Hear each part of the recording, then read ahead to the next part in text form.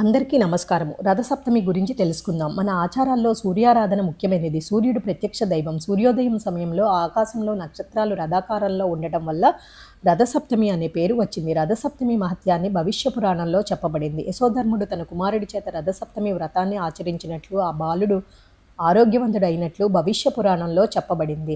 రథసప్తమి నాడు ఉదయం సూర్యుడికి ప్రియమైన అర్కపత్రాన్ని అంటే జిల్లేడాకుల్ని తల మీద, భుజం మీద, హృదయం మీద పెట్టుకొని స్నానం చేయటం మన సాంప్రదాయం. ఈ స్నానానికి ఆడవాళ్ళు చిక్కుడు ఆకుల్ని వాడతారు. జిల్లేడు ఆకులతో స్నానం చేసేటప్పుడు చదవవలసిన శ్లోకం. జిల్లేడు ఆకుల్ని అర్కపత్రం అనే పేరు. అర్కుడు అంటే సూర్యుడు. ఆయుర్వేద శాస్త్రం ప్రకారము 64 రకాలైన వ్యాధులని నయం చేసే లక్షణాలు ఉన్న దీనిని రథసప్తమి నాడు తలపై ఉంచుకొని స్నానం చేయటం వల్ల ఆయురారోగ్యాలు సిద్ధిస్తాయని విశ్వసిస్తారు. జిల్లేడు సూర్యకిరణాలలోని ప్రాణశక్తిని గ్రహించి నిల్వ ఉంచుకుంటాయి. ఈ ఆకుల్లోని విద్యుత్ శక్తి, నీటిలోని విద్యుత్ శక్తి శరీరంపై ప్రభావాన్ని చూపుతాయి. ప్రధానంగా వీటిలోని ప్రాణశక్తి శరీరంలోని సహస్రారాన్ని ఉద్దీపనం చేసి అందులోని నాడులను ఉత్తేజం చేస్తాయి. ఫలితంగా జ్ఞాపక శక్తి, మానసిక దృఢత్వం పెరుగుతుంది.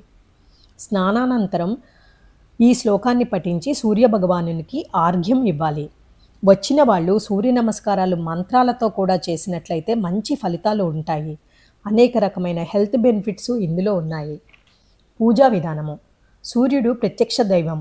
ఆయన కిరణాలు పడే చోట అంటే ఆరుబయట ఒక పీఠాన్ని ఏర్పాటు చేసుకొని దాని ముందు రథం ముగ్గు వేసుకొని పీఠం పైన పసుపు, కుంకుమ, అక్షంతలు వేసి కొంచెం గోధుమలు పోసి దాని మీద సూర్యభగవానుడు ఫోటో పెట్టి లేదా సూర్యుడి ప్రతిమ ఉన్నా పెట్టుకోవచ్చు. రెండు కూడా పెట్టుకోవచ్చు. దానిని పూలతో అలంకరించి చిక్కుడుకాయలతో రథం చేసి దాని లోపల రేగుపండుకి గంధం బొట్టు పెట్టి కుంకుమ బొట్టు పెట్టి సూర్యభగవానుని ప్రతిరూపంగా అనుకుంటూ దాని లోపల పెట్టి దాన్ని కూడా పూజలో పెట్టుకొని పక్కన తులసమ్మ పెట్టుకొని వినాయకుడిని పెట్టుకొని వినాయకుడికి ముందుగా పూజ చేసి దాని తర్వాత సూర్యభగవానుడికి షోడాపచార పూజ చేయాలి.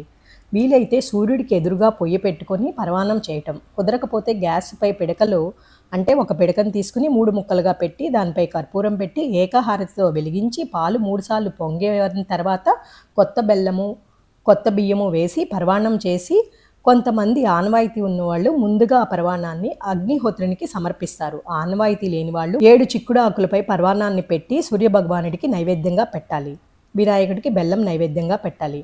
దీపం ఎలా పెట్టాలంటే ఒక పళ్ళెంలో 7 జిల్లేడు ఆకులు తీసుకుని వాటిని శుభ్రపరిచి గంధం పెట్టి దానిపైన బొట్టు పెట్టి మధ్యలో గోధుమలు వేసి ఒక ప్రమిదలో 7 ఒత్తులు వేసి వెలిగిస్తారు. ఉపవాసం ఉన్న వాళ్ళు పాటించవలసిన నియమాలను పాటించాలి. కొంతమంది తరిగిన కూరలు తినరు.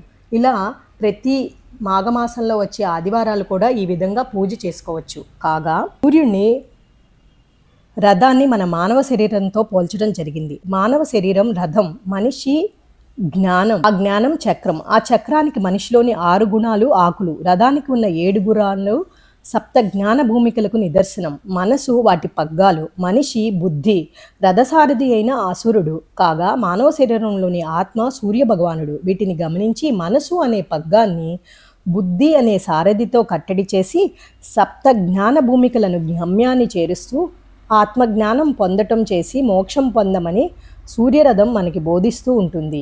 ఇదే రథసప్తమి జరుపుకోవటంలోని అర్థం, పరమార్థం. ఓం తస్సత్.